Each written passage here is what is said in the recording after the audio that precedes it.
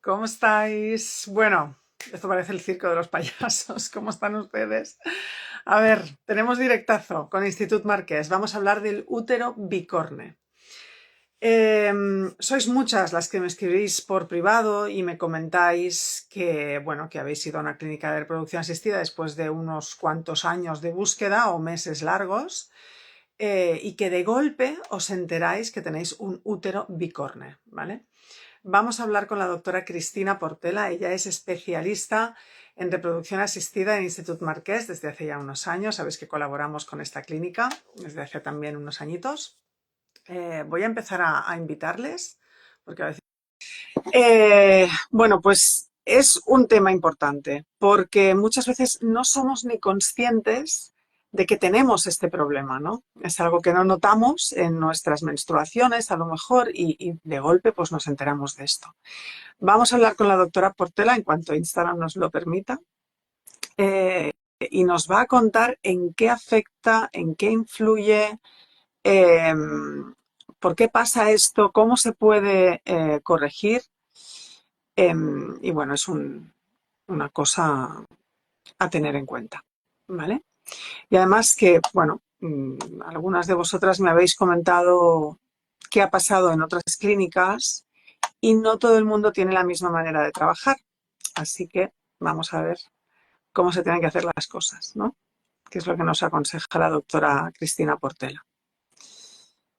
Instagram está tardando lo suyo. A ver. Tut, tut, tut. Yo sigo confirmando, ¿eh? Ahora, Hola, finally. Noemí. ¿Qué ¿Qué tal, tal? Cristina? ¿Cómo vas? Muy bien, ¿y tú?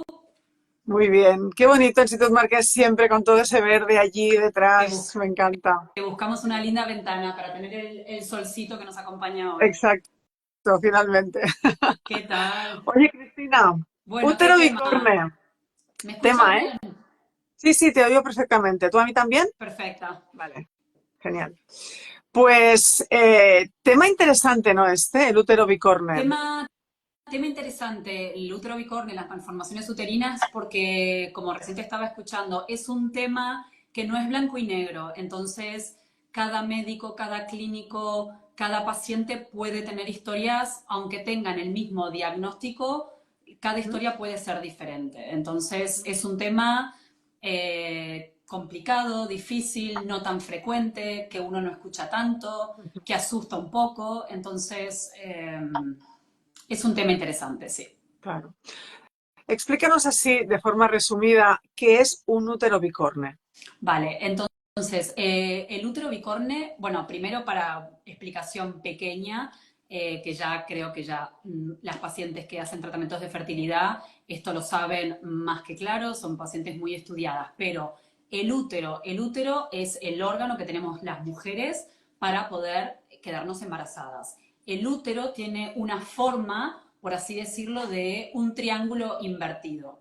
El triángulo, en vez de ir para arriba, es como si fuese un triángulo mirando hacia abajo. Esto es lo que nosotros llamamos un útero normal, de forma normal. Pero no todas las mujeres nacen con este tipo de útero. Hay mujeres que nacen con una forma del útero, en vez de tener esta forma del triángulo invertido, nacen con otro tipo de úteros. Estos otro tipo de úteros pueden ser desde alteraciones en esta forma, desde muy leves o hasta muy, muy, muy severas. Este útero bicorne que tú nombras, Noemí, es uno de los tipos de formas que puede tener el útero. Entonces, es el útero que nosotros a veces les decimos a las pacientes con forma de corazón, ¿vale? Porque el útero, en vez de ser de esta forma triangular, se les hace como una forma de corazón, como un tabique, una indentación interna. Ujú, Esto hace, según la gravedad de este tabique interno, ujú, como si separase la cavidad del útero en dos mitades. ujú, Hay úteros bicornes leves, que en general estos úteros, las mujeres se pueden quedar embarazadas normalmente y no tienen ningún mayor problema. Pero es verdad que tenemos úteros bicornes y además con este septo más largo, por lo tanto que divide más el útero y hace que la cavidad uterina, en vez de ser una cavidad uterina normal para que el embrión se pueda implantar, crecer, llegar a los 9 meses, estos úteros pueden traer problemas de fertilidad.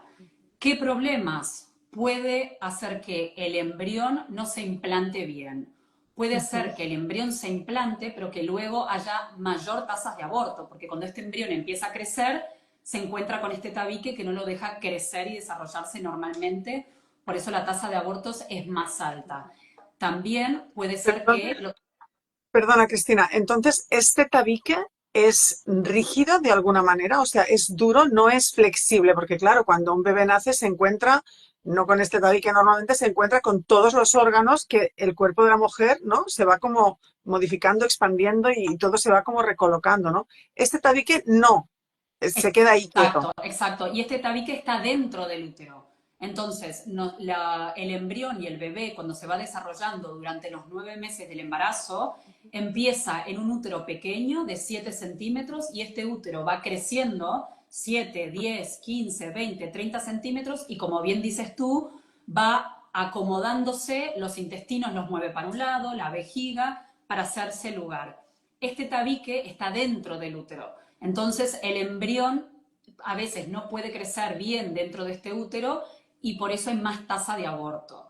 Y también puede hacer que el bebé no se pueda mover libremente dentro de este útero y en las últimas semanas, cuando el bebé se tiene que dar vuelta, muchas veces encontramos que los bebés se quedan de cola, de nalgas, y también hace que haya partos que llamamos partos pretérminos. No llegan a final del embarazo, no llegamos a las 40 semanas, a los 9 meses. Muchas de estas mujeres tienen embarazos pretérminos, en las semanas 23, 25, 28. Entonces, cualquier paciente con un diagnóstico de una malformación uterina, primero de todo, transmitir tranquilidad, ¿vale? ¿Por qué? Porque lo primero de todo es hacer un trabajo multidisciplinar. No todo útero con una malformación, con una forma que no sea la normal, va a requerir tratamiento. Ujú, Va a depender de la severidad y de qué tipo de malformación tenemos. ujú. Una que es muy frecuente, que es la que hablamos recién, que es el útero en forma de corazón. Luego tenemos úteros que están completamente divididos, que pareciera ser como si tuviésemos dos úteros, dos cavidades. Luego tenemos malformaciones que el útero, en vez de ser un triángulo, tienen como una forma que llamamos útero en T. Luego tenemos otros tipos de malformaciones, por eso es importante que hay muchas mujeres que tienen malformaciones uterinas que no saben que lo tienen, porque en una ecografía normal, cuando uno va al ginecólogo, muchas veces no se ven. Pero no Ujú. significa que haya que buscarlas, ¿vale? Ya. Significa que en pacientes con infertilidad, pacientes con abortos a repetición, sí que es importante buscar y descartar que no haya una malformación uterina. Pero Ujú. siempre saber que la posibilidad, la incidencia de tener una malformación uterina es baja. No, es una minoría de las mujeres. Estaríamos hablando de un 5% de las mujeres podrían tener una malformación uterina. Pero sí que es verdad que en la población nuestra, paciente infértil, paciente con abortos a repetición, esta tasa de poder encontrar un útero con alguna malformación puede llegar a ser del 15, del 20, del 30%. Claro. ¿Qué tenemos que hacer para saber si tenemos este útero bicorne, esta malformación uterina? ¿Qué prueba nos tenemos que hacer? Con una simple ecografía no lo vamos a ver en el ginecólogo de cabecera, ¿no? Con una simple ecografía es difícil, Noemí, porque una simple ecografía es lo que nosotros llamamos la ecografía 2D, que es la ecografía que vemos exacto, que vemos solamente en un plano, bueno, o en dos planos, pero no logramos ver el útero en 3D. Y Claro. justamente las malformaciones uterinas se ven bien en este plano 3D. Por lo Ujú. tanto, el mejor estudio para poder hacer es lo que llamamos la ecografía 3D, que es verdad que hoy en día los ginecólogos lo usan mucho en su día a día, en su consulta, pero la típica ecografía que hacemos de control en general es la ecografía 2D. Ujú. Pero en fertilidad cada vez más una ecografía 3D para nosotros, los ginecólogos que trabajamos en fertilidad, es nuestro día a día. Viene una paciente, le hacemos la ecografía 2D y pasamos a hacerle la ecografía 3D, porque es un estudio fácil de hacer, es un estudio rápido No es y que invasivo. nos da Exacto. exacto, y nos da muchísima información. Luego, si en la ecografía 3D vemos la malformación uterina y no tenemos duda, la ecografía 3D podemos tomar medidas, podemos tomar volumen y a partir de esa ecografía 3D muchas veces ya podemos decir y decidir qué tratamiento vamos a hacer. Pero si nos quedasen dudas, tenemos otro tipo de estudios para complementar, para poder realmente estudiar bien este útero. Esos estudios serían, por ejemplo, una resonancia. Con la resonancia evaluamos muy bien esta cavidad uterina. Y otro estudio muy importante que nos sirve a mucho a nosotros los ginecólogos que trabajamos en fertilidad es hacer una histeroscopia. La histeroscopia, que ya lo habíamos hablado anteriormente en otros vídeos, era cuando poníamos una cámara dentro del útero y vemos este útero pero desde el lado de adentro. Entonces, si hay este septo, si hay este tabique, si hay un útero en T, realmente lo vemos nosotros. Vemos Claro. dónde se va a crecer este bebé. Vemos si la cavidad tiene el volumen necesario para crecer.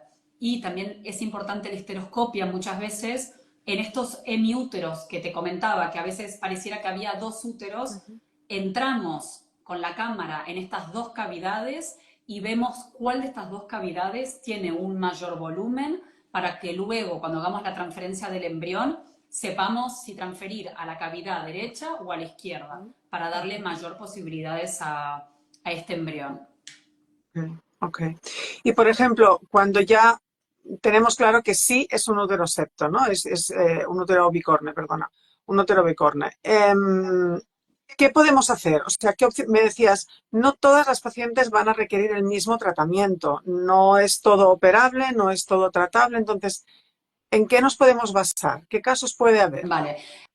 A ver, el útero bicórneo, las malformaciones uterinas, tenemos que tener en cuenta, uno, los antecedentes de la paciente. No es lo mismo una paciente que se nos presenta por primera vez en la consulta, que no ha tenido ningún intento de transferencias y se nos presenta con una malformación uterina, un útero bicórneo, un útero septo leve. En ese caso, la evidencia científica de hacer un tratamiento quirúrgico es baja.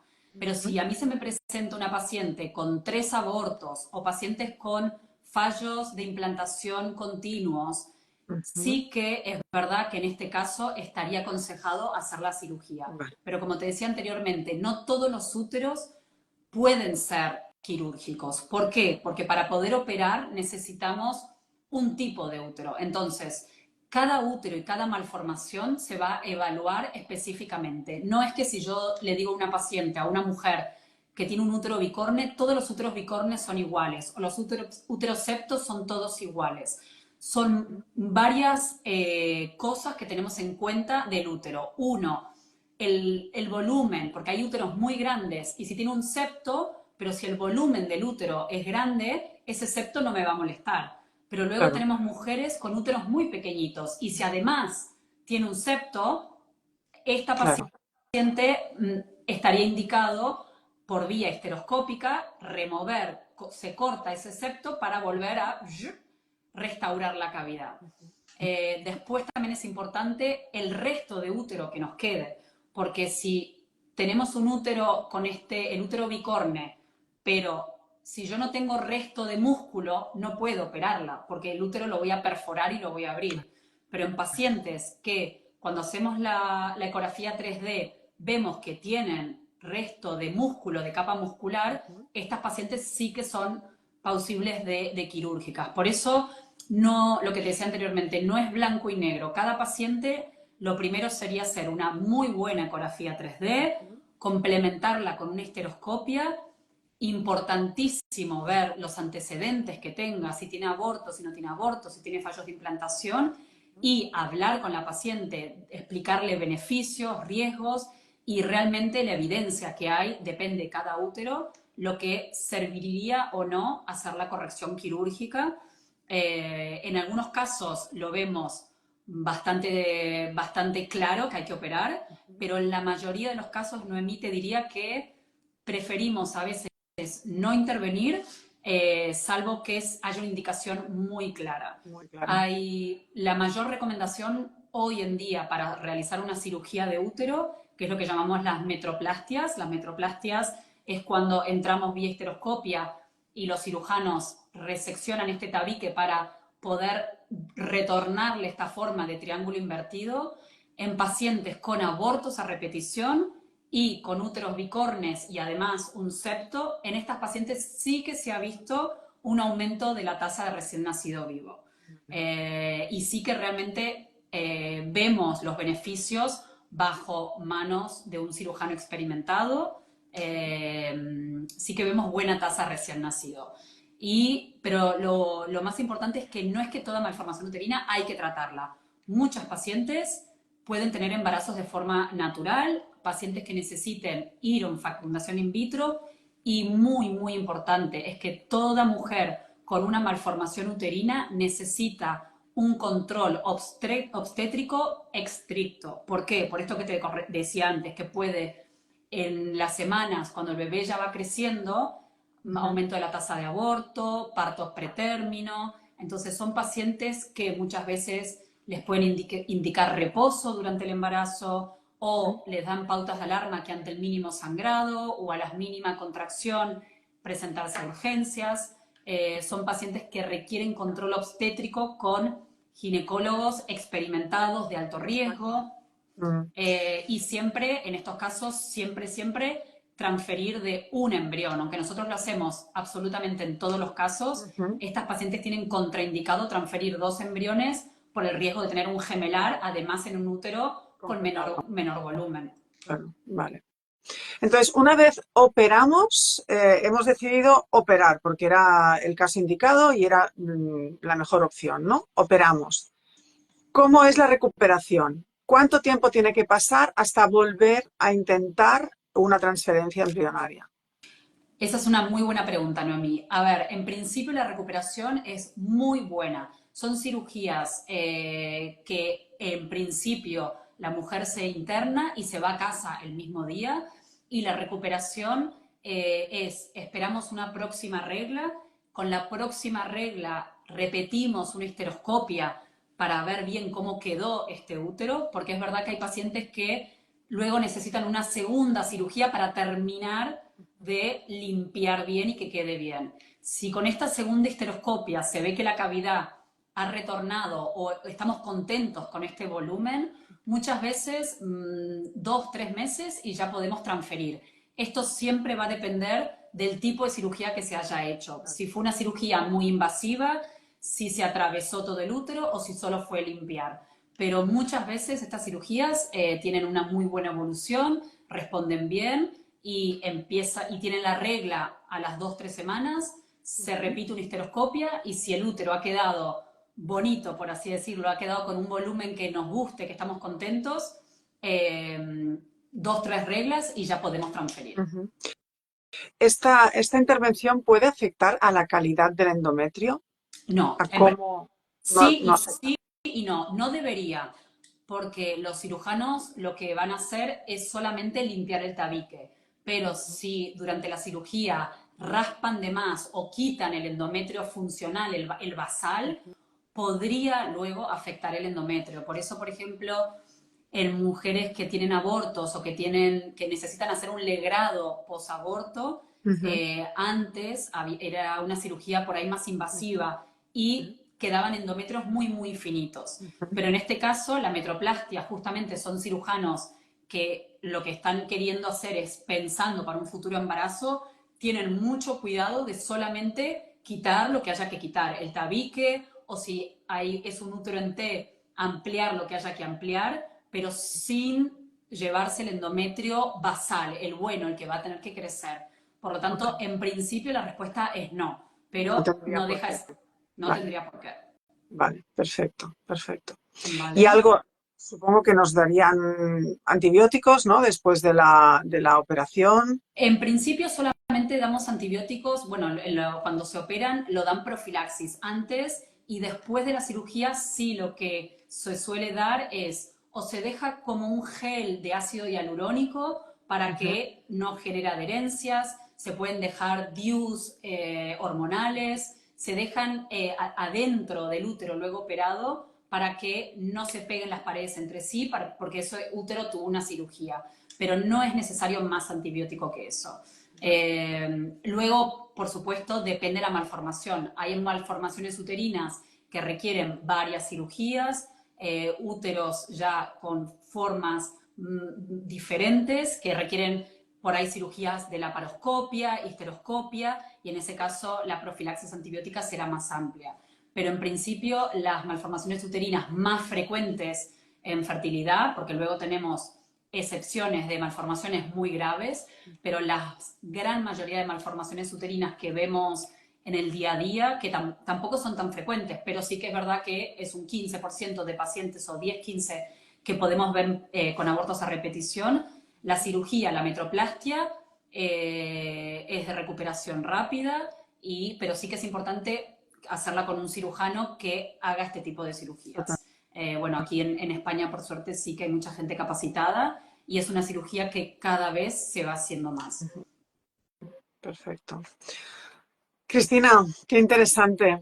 Muy útil este directo. Creo que lo voy a mandar a mucha gente porque me llegan muchas preguntas y siempre al final digo, este directo te interesa, este directo te interesa y voy mandando directos. Sí, llegan muchas preguntas porque es un tema que no hay respuesta exacta. Lo más importante es saber que está, diagnosticarlo y realmente con cada mujer, con un equipo multidisciplinar, el ginecólogo, el cirujano, buscar beneficios y buscar lo mejor para esa paciente.